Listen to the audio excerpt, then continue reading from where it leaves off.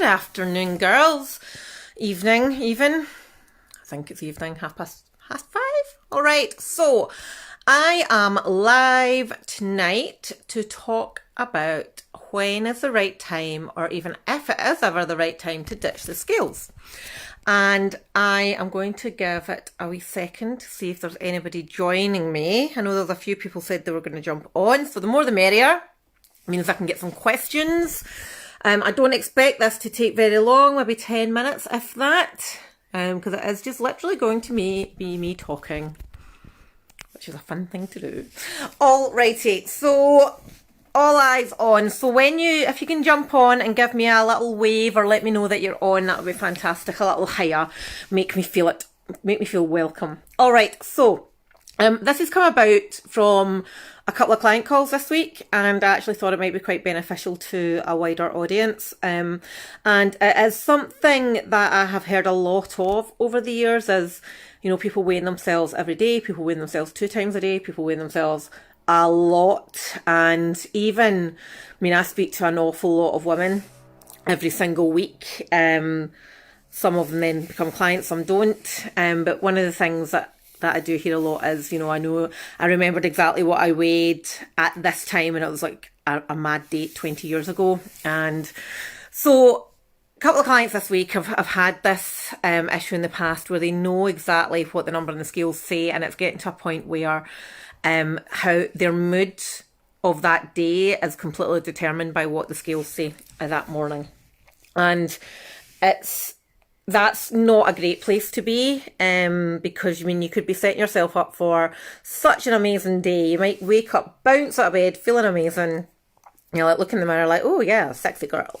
And then you step in the scales and it hasn't changed, or it's gone up, and then you're just in a downer. And it happens to me, when you're working really hard, you're putting in a lot of effort with your workouts, you're being clued up in your nutrition, and then the scales don't tell you what you want to see.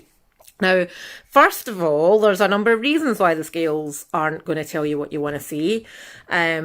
Just to round them off, we have hormones, so estrogen levels, progesterone levels.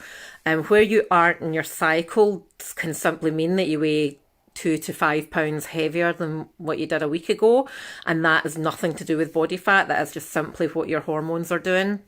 And in the latter half of your cycle, most people will weigh more on the scales. And what can be quite troublesome is when we're on birth control, either like hormonal birth control or non-hormonal. If we're on the coil, then it can make it even more confusing because we don't actually really ever know when we are in our cycle. And I've been on the pill for a long time, and I couldn't tell you really when my cycle is. So it's just something to be aware of, that can change the number in the scales. There's certain times in our cycle that we're more receptive to sodium, which can then cause us to hold on to more fluid, which makes us heavier in the scales.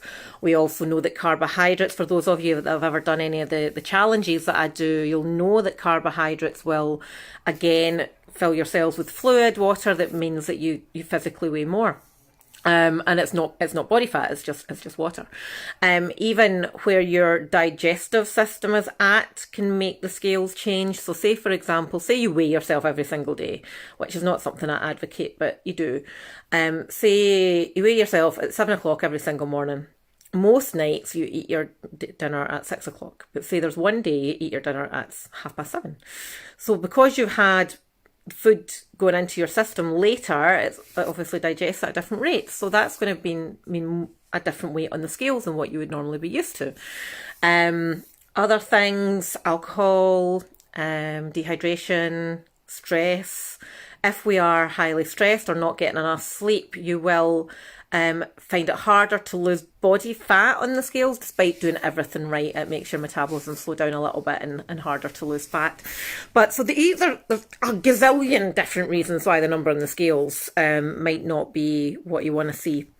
So there's a lot of coaches out there who are anti-scale, and I am not anti-scale. I actually think scales are a really good method of tracking weight progress. They're not the be all and end all, because I advocate weighing ourselves in scales a couple of times a week. I advocate taking measurements, and I advocate taking progress photos. And And with all of these combined, you can get a really good picture. But these are not just the only units of progress, because for some women, energy is a really good measurement of progress. For some women, being able to sit down to one packet of crisps is huge progress rather than 3 or 4. For some women, being able to have a glass of wine rather than the bottle is huge progress. So we don't just measure body stats in terms of progress. We look at non-scale victories as I think that's a Weight Watchers term. But anyway, so what to look out for is if we're obsessive over the scales, psychologically it's hugely, hugely damaging, because we only see our own value through that number. And essentially, when you think about it, that number is simply our gravitational pull to the earth. That's all it is. And it is just simply data. It doesn't determine your worth as a person. It doesn't determine whether you're kind. It doesn't determine whether your family love you. It doesn't determine anything. It's just a bloody number. But it has so much hold over us. So what can we do differently? Well, there's a couple of things. Firstly, I know, I'm sure a few of you will also know that, like, what weight you were when you were like 17 or something. So I remember being under 9 stone, right? It ain't ever gonna happen. But I have an emotional attachment to certain numbers. I know at my wedding that I was 9 stone 13. I know when my little boy was 3, I was about 10 stone 4 or something. But I have attachments to those numbers because I remember them for whatever reason.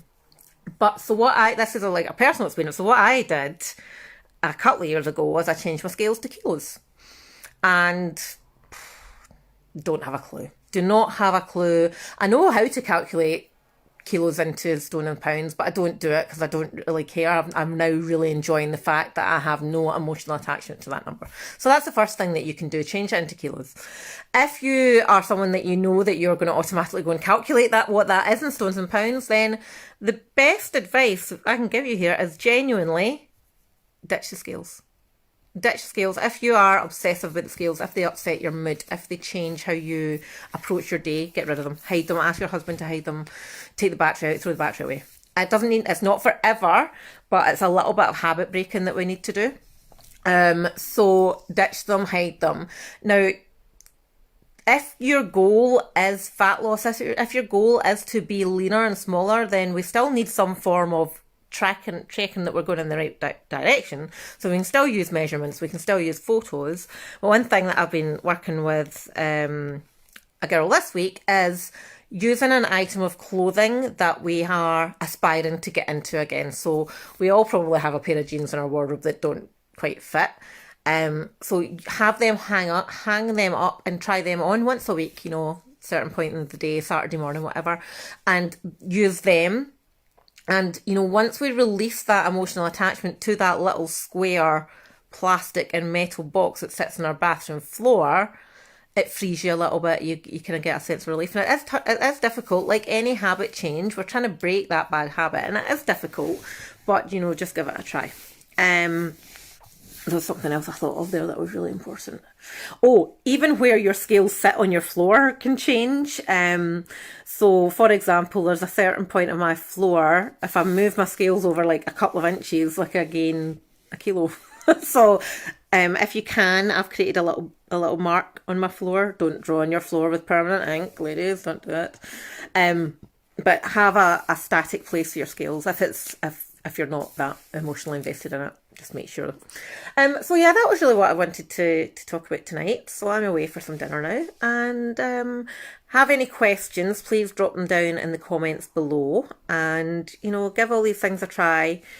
It is data, not emotion. Data over emotion. So yes, lovely to see who is on. Who have we got on? Hi B, Kat, Michelle, Julie, Emily. Cool.